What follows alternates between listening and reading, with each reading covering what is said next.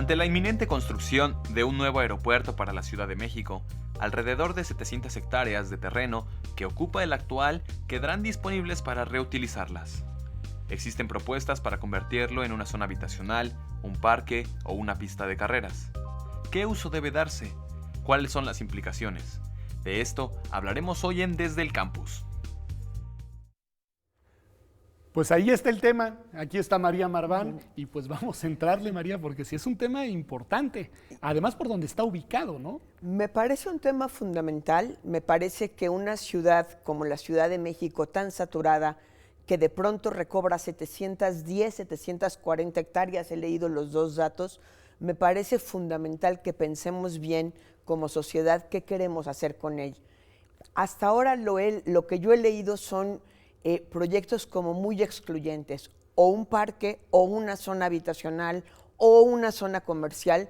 Yo creo que 700, o una zona de reserva ecológica, yo creo que 740 hectáreas alcanzan para todo. Para varias cosas. Y para todos, que es lo que me parece más importante. A ver, primer punto, nada más para aclarar en la discusión. No vamos a discutir ahora sobre la pertinencia, características y viabilidad del nuevo aeropuerto, ¿no? Ese es un tema importante, hay una discusión alrededor de si es el mejor lugar para hacerlo, ¿no? Pero eso lo dejamos de lado.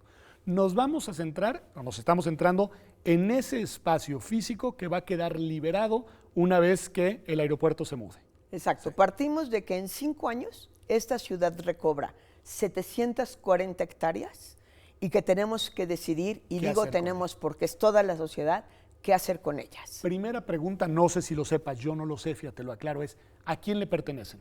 Es toda una discusión. Si es de la ciudad, si es de la ciudad, si es de la federación y qué se va a hacer con ello. Ahora, junto con la discusión de a quién le pertenece, hay que reconocer quién quiere que le pertenezca a quién. Es decir, hay una disputa desde ahora ya por el terreno y por el proyecto que ahí se pueda hacer. Entonces, primer dato, no sabemos a cuál de las dos dimensiones u órdenes de gobierno pertenece, pero es público, ¿eso sí? Es público y lo que es cierto, o sea, hasta donde he leído, sí.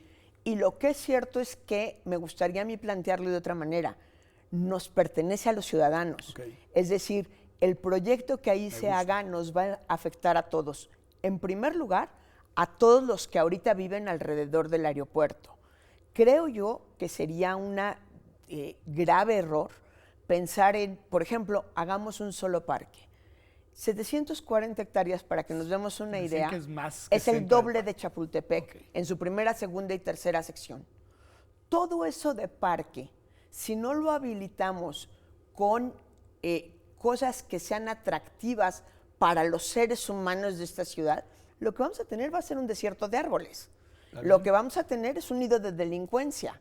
Es decir, yo me imagino idealmente, y soñar se vale, que tendrá que haber zonas de habitación, por supuesto, que tendrá que haber escuelas, que tendrá que haber hospitales, que tendrá que haber una grandísima proporción de parques y repositorios de agua. Hay quien también desde Conagua está diciendo que urge pensarlo desde la lógica del agua.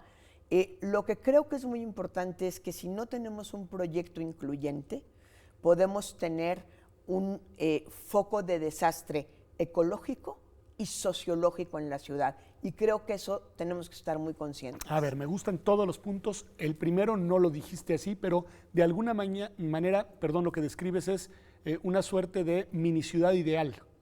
Claro. ¿No? Es un poco lo dices decir, a ver, hagamos de ahí. Conectada a la ciudad, no cerrada. Claro, ese es el otro dato. Sí. Has insistido una y otra vez en que es de todos, en que tiene que ser incluyente, en que debemos de caber todos ahí. ¿Cómo garantizar eso? Porque yo ya me imagino, y no es un prejuicio solo hacia ese sector económico, pero a los desarrolladores imaginando ahora cómo apropiarse del terreno, cómo edificar y cómo vender y cómo privatizar en esa lógica el asunto. Mira, yo creo que hay que incluir a los desarrolladores. Okay. Lo que pasa es que hay que incluirlos en una lógica de un proyecto que haga sentido. Yo creo que vale la pena que desde la UNAM se abra una gran discusión desde la Facultad de Arquitectura, desde el urbanismo, desde la parte del Instituto de Investigaciones Sociales que también se dedica. Y también el programa universitario de estudios de la ciudad. De estudios de la ciudad.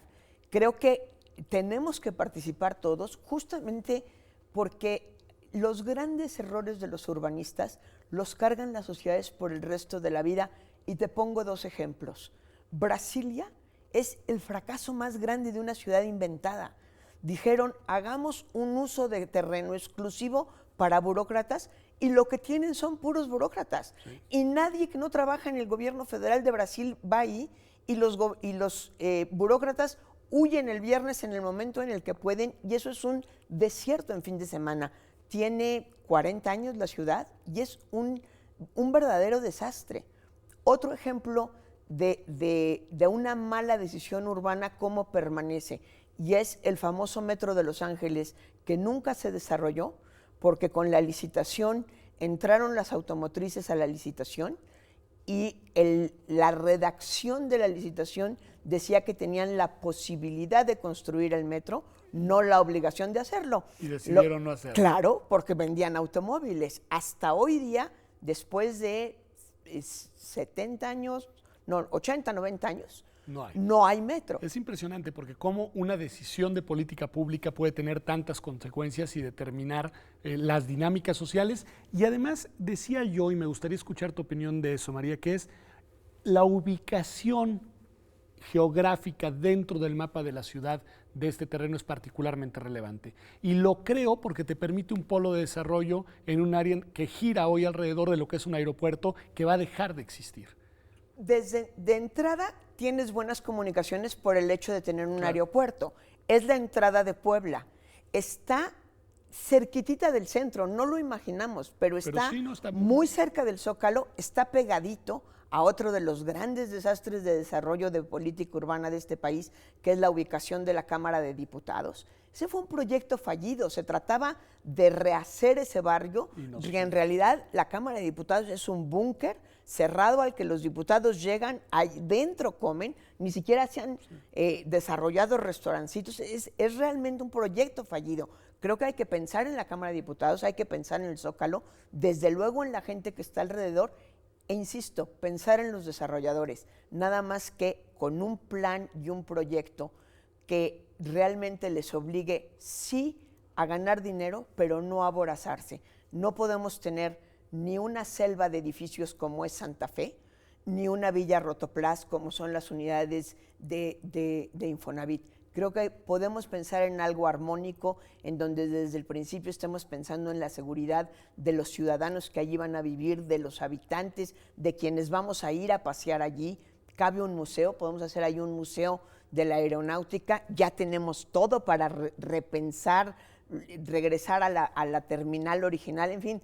A mí me gusta soñar y creo que de verdad es un espacio en donde debemos de ponernos las pilas para hacer las cosas bien hechas. Pues María, muchísimas gracias. Además, has dado muestra de esa beta sociopolitológica que te caracteriza y con la que miras el mundo, y en verdad me parece muy importante el tema que traes y me parece muy sugerente las premisas que indicas para orientar las decisiones de política pública en esta área. Este es tu espacio, Observatorio desde el campus, y estoy seguro que nos vamos a ir viendo por acá. Entonces, gracias de nuevo, María, y gracias a usted por acompañarnos. Este ha sido, digamos, el cierre del programa. Vamos únicamente a un corte para volver a unas conclusiones sobre nuestra sección del día de hoy del tema de astronomía. Ya volvemos.